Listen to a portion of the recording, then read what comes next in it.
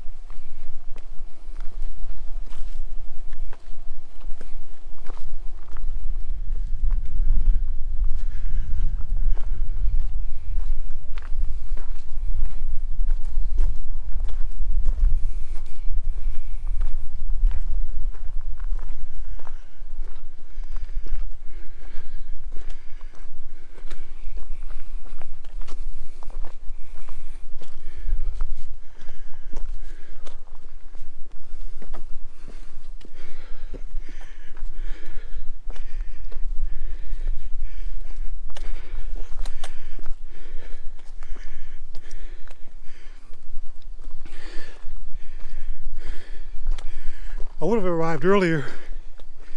My GPS lost signal and had me running in circles. And as soon as I entered into SMP, I was here, but didn't know it. So this initial climb is a gluteus maximus burner. But that's okay.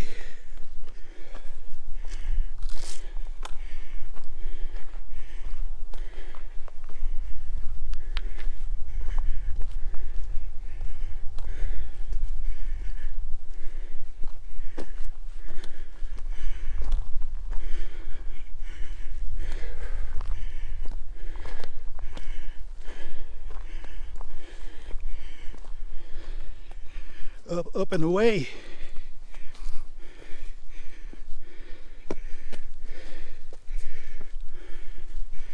I don't have a big beautiful balloon.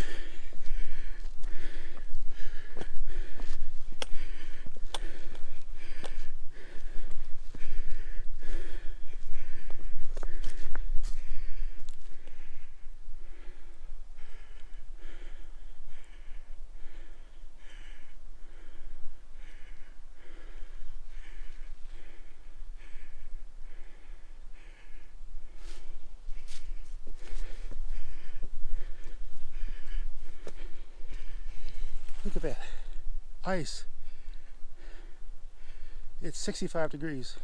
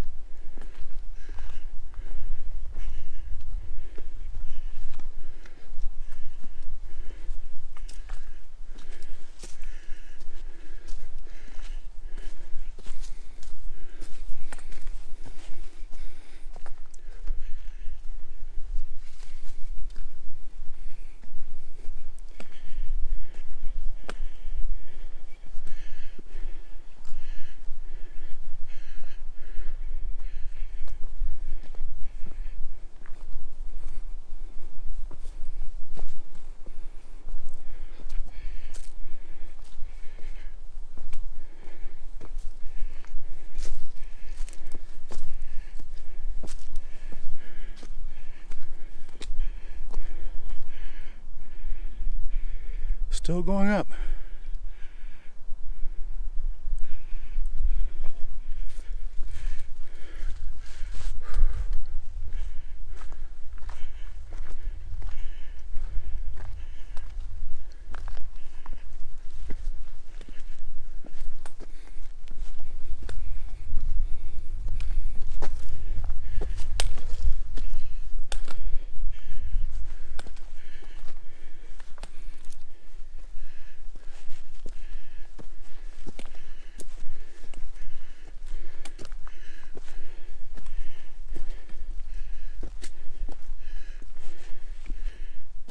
There's rock, halfway there.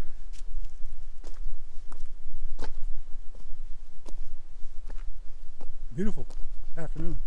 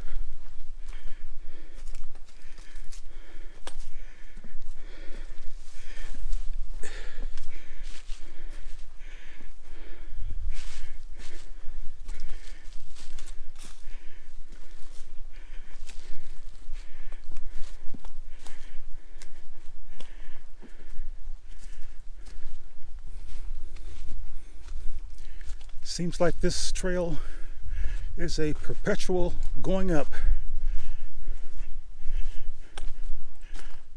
3 to 4 weeks ago, I would not have been able to do this.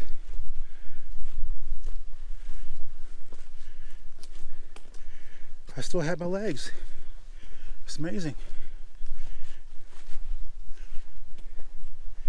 The willpower is there. I'm not worried about that.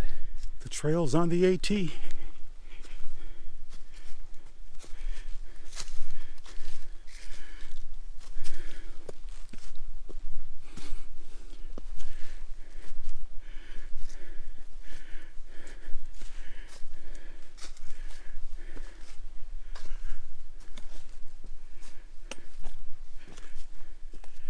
a good camping spot right there, right off the trail.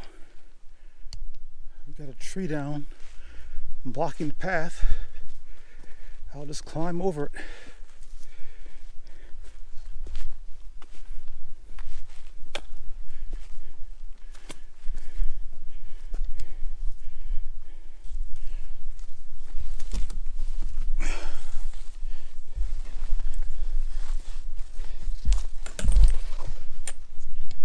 See, I have those long legs. Makes it a little bit easier.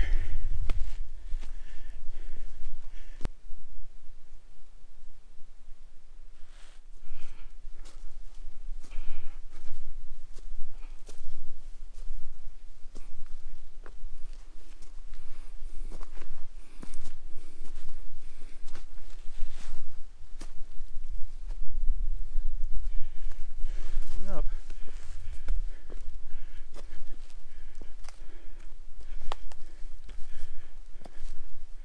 I'm getting close though.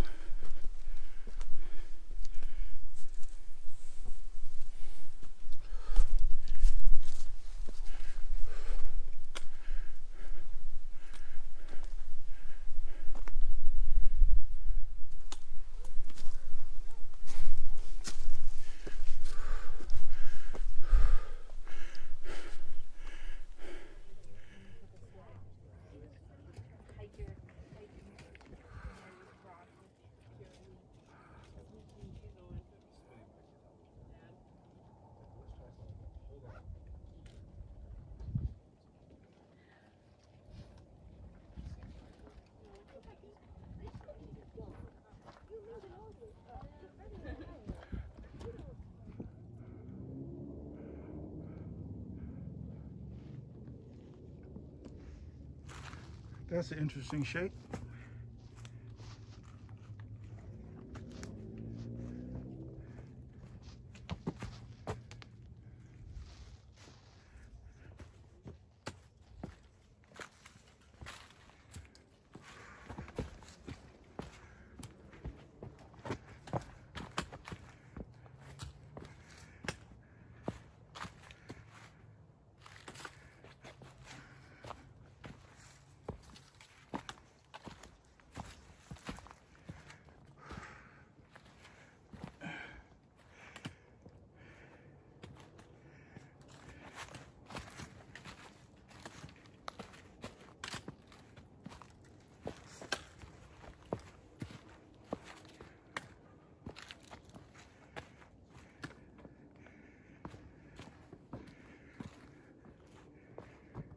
Mary's Rock should be called Mary's Rocks, plural.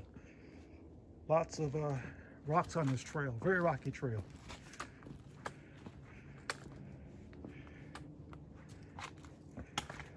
There aren't any grassy knolls on this one, but it is a rewarding hike. You definitely want some good hiking shoes or hiking boots.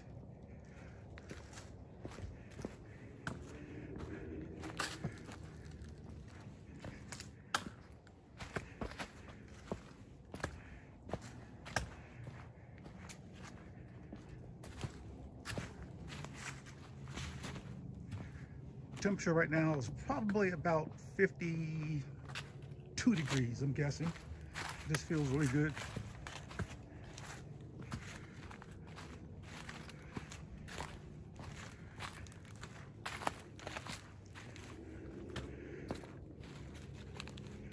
Met a lot of nice people on the trail. You know, in the beginning, I was a little bit uptight because I didn't see a lot of black people out here, but it's people are just being people. They're friendly. They're out here for their own reasons, and you know, they didn't want anyone to upset that. You know, they're out here to enjoy their time on the trail, taking in the views, and there's nothing wrong with that.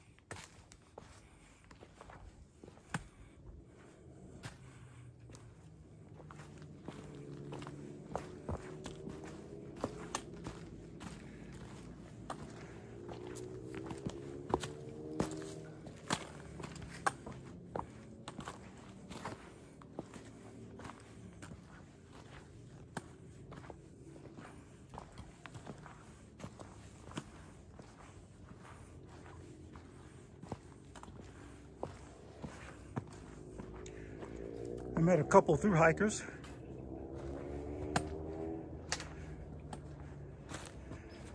And some of those guys, man, it's like they're in a whole different world. It's like they have full drive.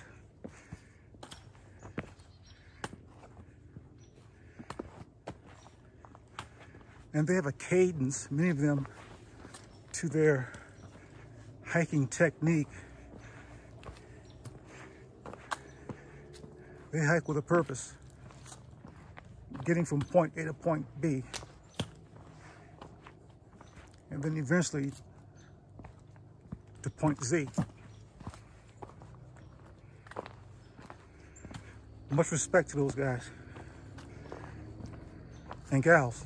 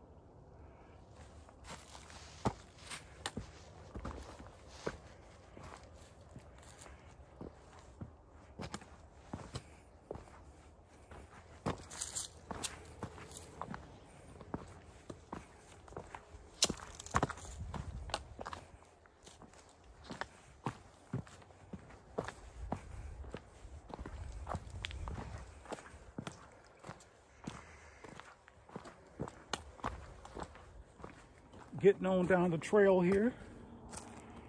I am a little bit more than halfway to the parking lot. Nice paved parking lot.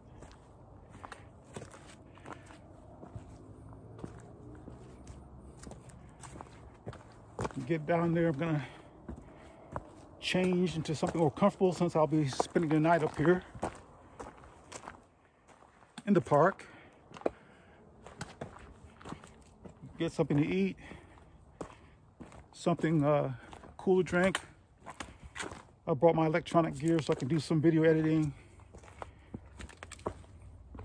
Have a heavy duty sleeping bag and a heavy duty comforter, which is like a sleeping bag. You know, one of those, it's a king size comforter. Nice plush pillow. But even this morning when I pulled into Lower White Oak Canyon Trail, it was about 40 degrees. And I set my vehicle for about, 45 minutes, maybe an hour.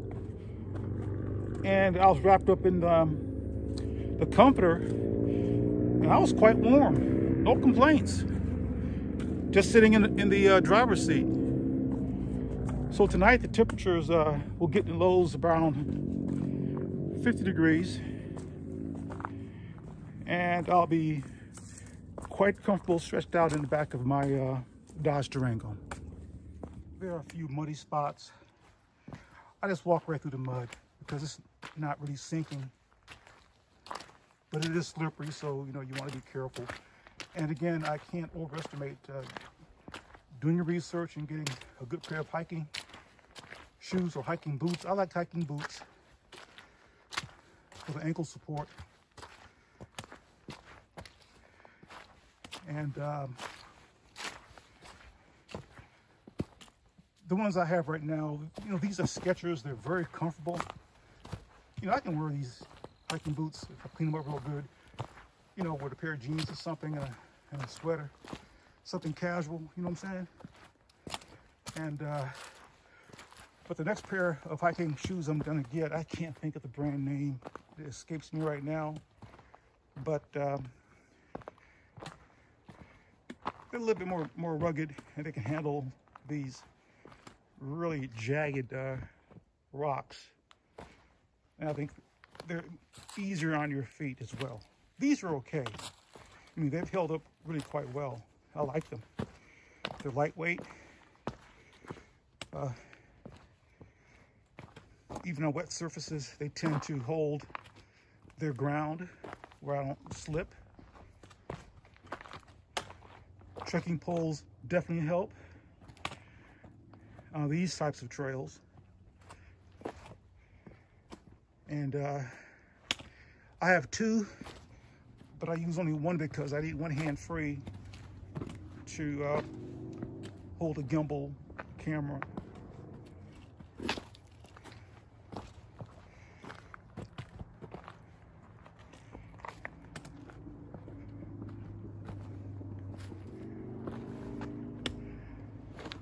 You can probably hear motorcycles out off in the distance on Skyline Drive. So I'm getting close to the parking lot.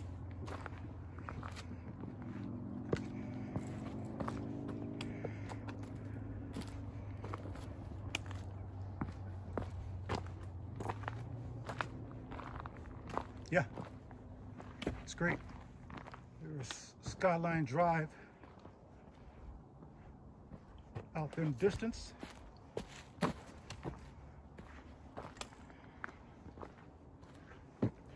Would I recommend this hike? Yeah, I would. But let me qualify that statement. You have to assess your fitness level. A lot of folks say that it's easy because, you know, their fitness level is through the roof. No, this would be a cakewalk for those who through hike or section hike. Now, if your fitness level isn't high, this is going to be a very difficult hike coming up.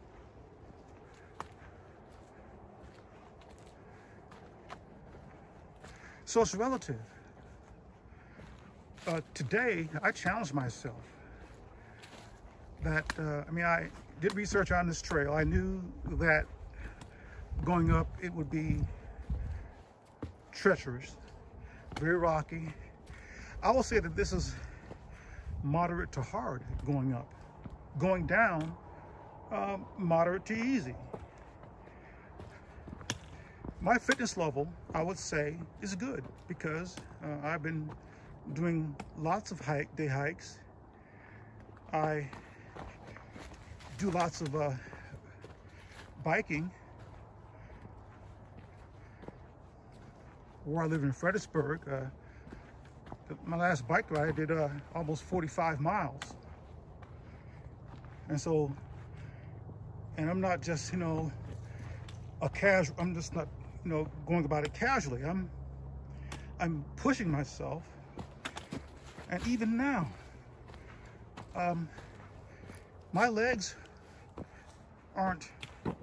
they're not struggling, they're not tired.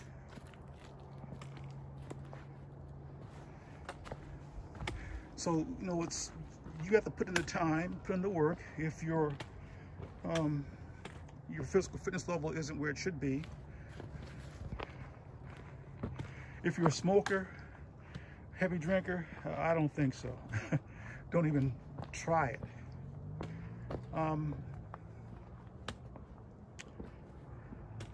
But would I recommend this hike? Absolutely. I recommend getting out on the trail early as possible. Know when the sun rises and know when the sun sets, because if you get up there at the very top, and it's going to take you, say, an hour and a half to 2 hours to get back down, and if the sun sets at 6 p.m., and you leave from up there at 5 p.m., or you stay because you want to see a sunset, and it's going to be very difficult coming back down because it's going to be very dark. You can have a flashlight, and you might even have one of those LED headlamps. I have those as well in my backpack. But it's still risky. It's risky navigating these rocky trails even in broad daylight. So imagine when it's like in pitch darkness. So you need to know when the sun rises and when the sun sets. There are some rules on the trail, on the AT, that I've learned, and I respect these rules. Thru-hikers have the right of way.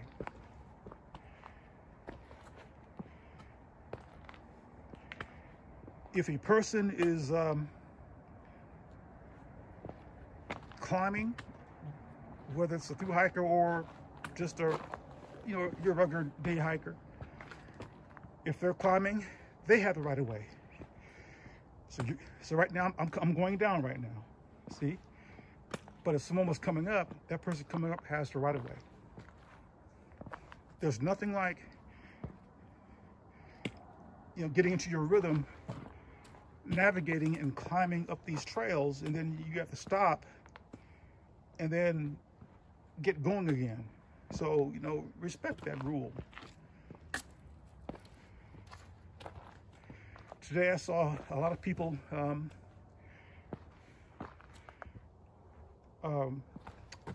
practicing social distancing. Even at the top and on the trail, they wear their masks.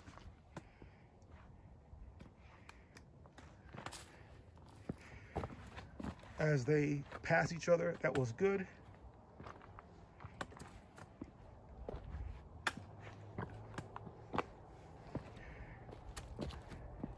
And quite frankly, I have not ran into any person out here who was rude or just crazy. Everyone was friendly.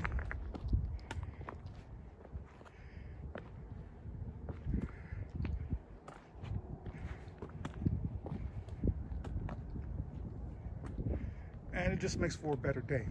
Yeah, you know, we have lots of problems in the world, some very serious problems, and we need solutions to those problems.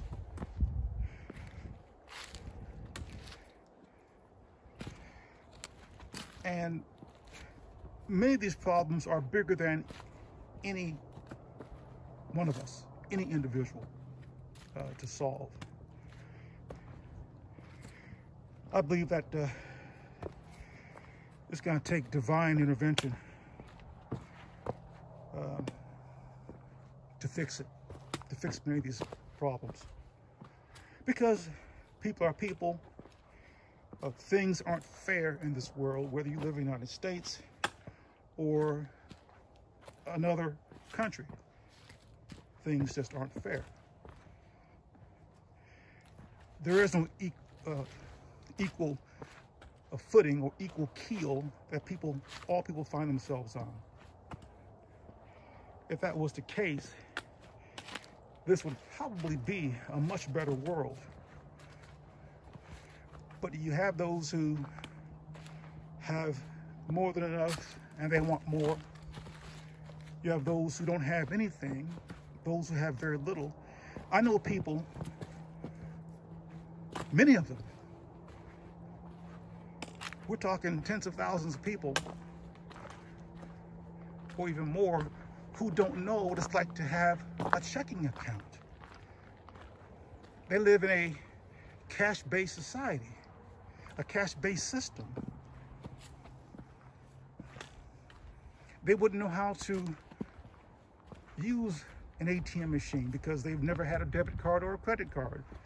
And in their lifetime, they may not. They will not. And their children will not.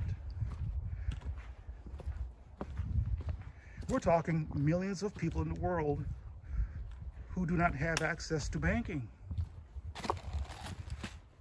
See, that's something that we here in the United States, we take for granted. I know people in Africa where I used to live and work for 3 years as a foreign service officer who live day by day. They can't go to a grocery store and just stock them on food because how they're gonna keep it refrigerated because they don't have electricity in their homes. More or less,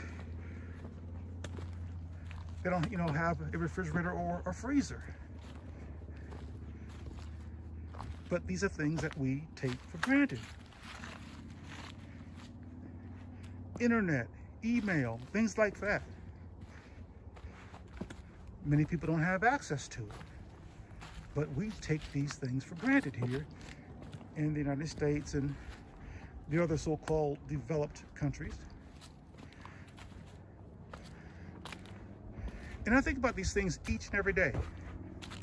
You know, when I have a meal, I don't try to overdo it because I know that there are millions in the world. At the moment that I take that steak knife and fork and I cut that steak and put it in my mouth and I chew on it after I've dipped it in some A1 sauce, of course. At that moment, there are people in the world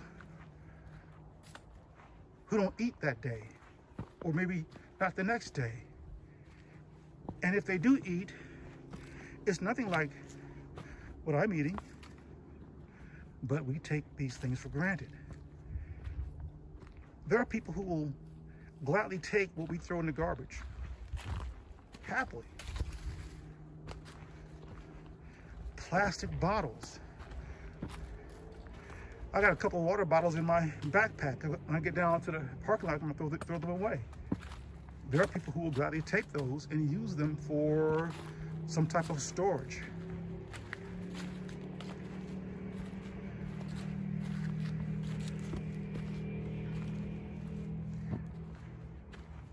Have we gone too far? Are we too full of ourselves to the point where we're blind?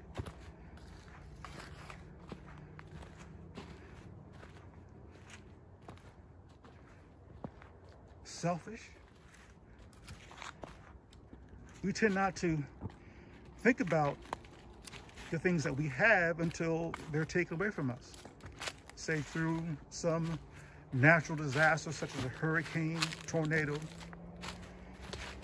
earthquake, or a human disaster, fire.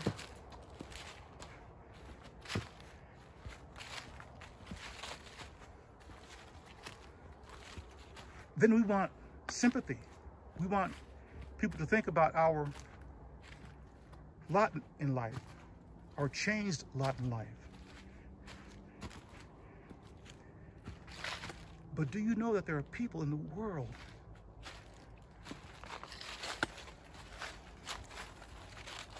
who live out in the elements, under the sun, out in the wilderness with nothing?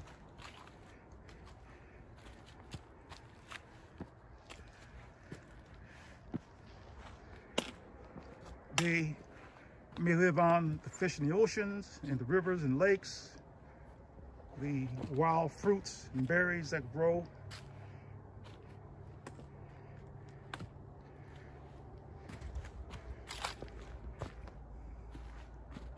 They drink the water right out of the lake and river.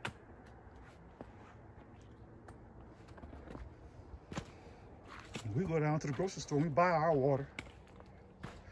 We buy our fruits and vegetables. If you don't have a garden and you grow your own. We take so many things for granted.